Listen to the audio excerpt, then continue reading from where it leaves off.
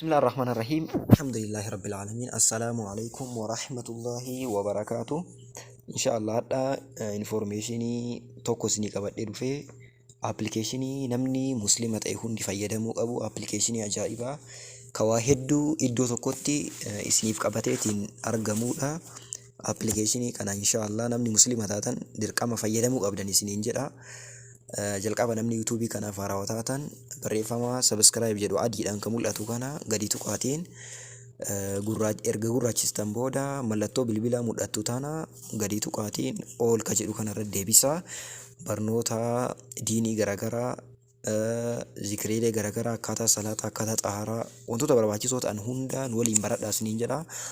Informationii kana appilikeeshinii kana eessaa argattanii Play Store irraa argattan.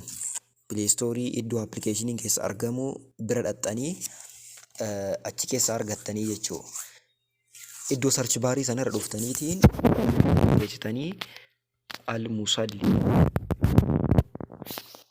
al-musalli irra gadi tuqxanii keessa applicationichi kun jalqaba kanarratti mul'atu sana jalqaba kanarratti mul'atu gadi tuqxanii ani yaa'u jalqaba install waan godhee jiruuf open jedha. Isin ammoo yoo jalqaba hin qabne install ka jedhu tuqxanii install erga gootanii xumurtan booda open jettanii hanga inni banuuf ni eegdanii gaafilee garaagaraa isin gaafatuu danda'a. Jalqaba irratti iimeelii na galchii akka tajaajila kana eegaluuf allow na godhii uumama jedheetiin isin gaafatuu danda'a. Yoo inni isin gaafate okay jettaniitiin allow jettaniitiin of bira dabarsuu qabdanii applicationichi kun erga akkana isinii dhufe booda wantoota inni of keessaa qabu kanneen ilaala. Amma Qur'aan tokkoffaa isa keessatti argama, lammaffaa zikriin isa keessa argama, tasbiihni yuur ibaadaan garaagaraa, qiblaa yoo ilaaluu barbaaddan fakkeenya kallattii qiblaa osoo beekuu barbaaddanii applicationi kanaan karaa salphaadhaan ni beektanii. Du'aayin garaagaraa as keessa jira, Qur'aan competition fi wantoonni biroollee hedduutu jira jechuudha. Mee fakkeenya Qur'aana irratti mee gadaa tuqnu. Qur'aana irratti yoo gadi tuqxan kun akkana isinii baasa. Qur'aana ka barbaaddan suuraa barbaaddan fakkeenya suuraa barbaaddan wayii yoo qara'uu barbaaddan kun mallattoo xiyyaan isinii mul'ise kana irra dhaqxanii gadi tuqxani. Erga gadi tuqxan booda suuraa barbaaddan fakkeenya suuraa kam qara'uu barbaaddanii suuraa kaafii haa jennu suuraa kaafii qeeduu kanarratti gadi tuqxan kun akkana isinii banaa jechuudha. Argitanii applicationi ajaa'ibaati. Akkasuma mallee azaana yeroo isaa waliin isinii azaana. Fakkeenya zuhuriin after sa'aatii 3:45 booda ni gahaa jedha. Argitanii zuhuriin erga sa'aatii kanaa booda ni gahaa. Fakkeenya gara Hiyootii yookaan ammoo Ambootti sa'aatii kanatti ni azaanamaa jedha. Fakkeenya sa'aatiin azaana zuhuriidhaa sa'aatii 6:13, asriin sa'aatii 3 jechuun 9:34, maghriibni sa'aatii 12:07. Sa'aatii kanniin eegeetiin azaana isin yaadachiisaa jechuudha. Akkasuma mallee zikriilee garaagaraatu applicationi kana keessatti argama. Zikriileen kunniin fakkeenya morning zikrii jechuun zikrii ganamaa jechuudha.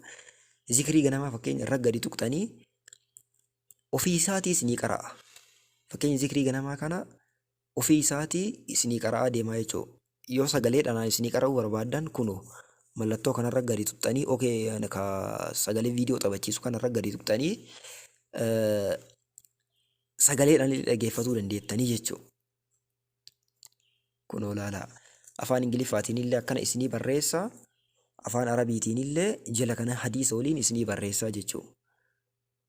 Fakkeenya zikrii kana ganama jedhamu dhaggeeffatuu barbaaddan اللهم بك أصبحنا وبك أمسينا وبك نحيا وبك نموت وإليك النشور اللهم أنت ربي لا إله إلا أنت خلقتني وأنا عبدك وأنا على عهدك ووعدك ما استطعت أعوذ بك من شر ما صنعت applicationi أبوء لك ajaa'ibaati jechuudha.